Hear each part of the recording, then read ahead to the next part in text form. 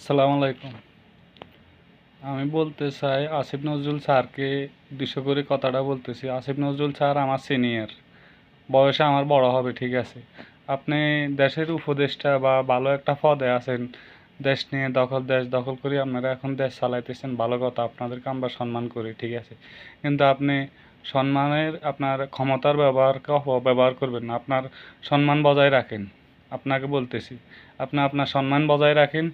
আপনি সিনিয়র, আপনাদেরকে সম্মান করে সম্মান বজায় রাখেন।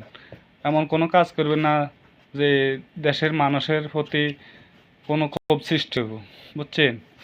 আর আরেকটা কথা বলতে চাই, হাসনাত আবদুল্লাহ, আহ, আসিফ মাহমুদ,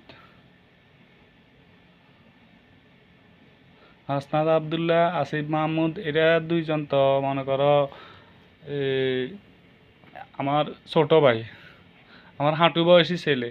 এরা পড়ালেখা করছে কিছুদিন, হয়তো ভার্সিটিতে ভালো ছাত্র ছিল, এই কারণে এরা এই যে 5ই আগস্টে এরা আন্দোলন করছে, এই কারণে যায় তারা এখন দেশের মাথা হয়েছে।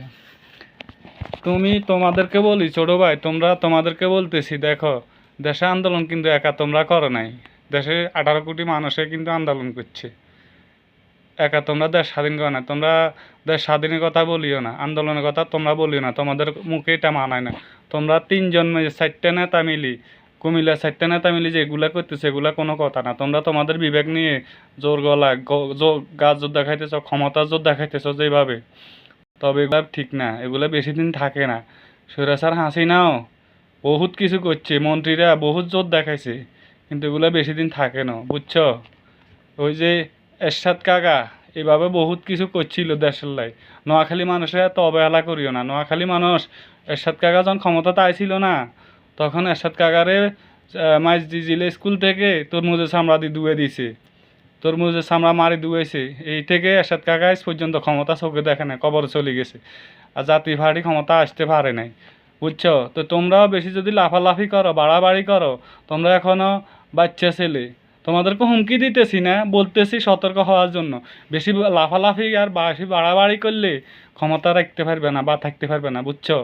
তোমাদেরকে বলতেছি, তোমাদের জেলার মানুষেরা যেভাবে নোয়াখালী মানুষে ব্যঙ্গ করে কথা বলতেছে, খারাপ আচরণ করে কথা বলতেছে, যেভাবে তুচ্ছ করে ব্যবহার করতেছে, এগুলো ঠিক না। তোমরা তোমাদের বিভাগে দিতেছে ভালো কথা, আমাদের কোনো হিংসা নাই, আমরা হিংসা করি না। তোমরা বিভাগ তোমাদেরকে দাও, তোমাদের জেলাকে তোমরা বিভাগ আন, আমাদের কোনো দুঃখ নাই। কিন্তু আমরা বলতে চাই, আমাদের নোয়াখালী কিন্তু বিভাগ হওয়ার যোগ্য। আমাদের নোয়াখালীকে বিভাগ করতে হবে। আমাদের নোয়াখালীর প্রত্যেকটা ভাষা বাংলাদেশের সোশ্যাল মিডিয়ায় ছড়িয়ে আছে, সারা বিশ্বে ছড়িয়ে আছে। এখন বাংলাদেশের নোয়াখালীর ভাষা সারা বিশ্বে ছড়িয়ে আছে, সারা বিশ্বের মানুষ নোয়াখালী ভাষা ইউজ করে, বুঝছো। তোমার কুমিল্লাকে কয়জন চিনে? সারা বাংলাদেশে পুরো পৃথিবীর মানুষ চিনে? চিনে না। তো তোমাদেরকে বলতেছি, নোয়াখালীর ভাষা সারা বিশ্বে ছড়িয়ে ছিটিয়ে আছে, এবং নোয়াখালীর ভাষা দিয়ে সোশ্যাল মিডিয়া এখন নাটক, আপনার ছবি, বিভিন্ন টিকটক, সব জায়গাতে নোয়াখালীর ভাষা ব্যবহার করা হয়। তো নোয়াখালীকে এত ছোটো করে দেখতেছো কেন? তোমাদেরকে বলতেছি, এখনও সময় আছে ভাই, নোয়াখালীকে বিভাগ করো, নাহলে কিন্তু আমরা কী করব, আমরা নিজেরাও জানি না। নোয়াখালী মানুষ ভালোর বালা, আবার খারাপেরও খারাপ, বুঝছো। তো বলতেছি, এখনও সময় আছে, অন্য কোনো চিন্তা ভাবনা না করেই নোয়াখালীকে যত তাড়াতাড়ি পারো বিভাগ দাও। আর একটা কথা বলতে চাই, আমাদের এই যে 17 বছর ক্ষমতা ছিল ওবায়দুল কাকা আছে না, ওই শালার ভূতের কথা আর কি বলবো, এখন মুখ খারাপ করতেও খারাপ লাগে। ওই শালার ভূতে যদি অন্তত একটু দুর্ব্যবহার করতো ক্ষমতার, ওই যে, তাইলে আঙ্গ বিবেক নিয়ে এখন আর মানুষের সাথে আমাদের জর্গা করা লাগতো না, কোনো সমস্যা থাকতো না, বুঝছো। ও শালারপুর যতদিন ক্ষমতাটা ছিল লুটপাট করছে, আর ছোটো ছোটো চড়ই ফাঁকি গল ভোগ করছে, বুঝছো। আর কি করুম, সারা দেশের মানুষের কাছে এটাই বলতেছি, ও মাদার সদে যেরকম সারা বাংলাদেশের ছোটো ছোটো চড়ই ফাঁকি গল ভোগ করছে, আর লুটপাট করছে, চুরি ডাকাতি করছে। যদি হিগিন না করি, বিবেকটা দিয়ে যেত, তাহলে অন্ত গোপালগঞ্জের মতো নোয়াখালীর মানুষও, নোয়াখালীর আশেপাশে যত জেলা আছে সব জেলার মানুষ অন্তত হেতাগোল্লায় কানত, বুঝছো নি। তার কি কমো তোমরে, তোমরা ফেনীর মানুষ, তোমগো গাছ জোর বেশি, তোমরে ছাড়া আমরা চলতাম হাইতেন না, তোমরা কর। তো আর কি, তোমরা যদি আঙ্গরে দয়া করি, যদি বিভাগ দাও, তোমরা এখন ক্ষমতার জোর, তোমার জোর হচ্ছে এখন ক্ষমতার মধ্যে। যদি আঙুরে বিবেক দাও তো আমরা আমার যদি না দাও তো কীভাবে আদায় করতে হয় সেটা আমরা নোয়াখালীরা জানি, বুঝছো নি? হুমকিও দিতেছি না, কিছু বলতেছি না, সুন্দরভাবে বলতেছি বিভাগ দাও। বিভাগ আমরা পাওয়ার যোগ্য। আমাদের নোয়াখালীর সব সিটি সারা বিশ্বে জড়িয়ে আছে, বুঝছো? এবং কি রেমিডিস যুদ্ধও বেশি হচ্ছে নোয়াখালী।